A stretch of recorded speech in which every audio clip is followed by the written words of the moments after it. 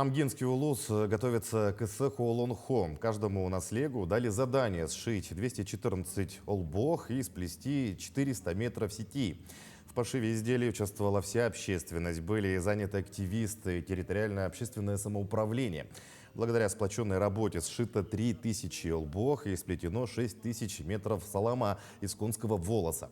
В торжественной обстановке жители наслегов передали свои работы оргкомитету Исеха Олонхо.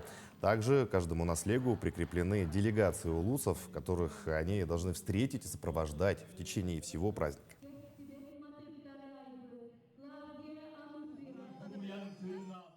С сети мы сплели 400 метров, оформили соломой, ленточками и олбов 214 штук из сукна. Мы, конечно же, проводим репетиции. Наши женщины пошили очень яркие, такие красивые национальные костюмы, которые будут прямо демонстрировать во время Исеха Олонхо. Каждый готовится, да, активно, участие принимает. Сейчас у нас будут большие субботники, встречи гостей.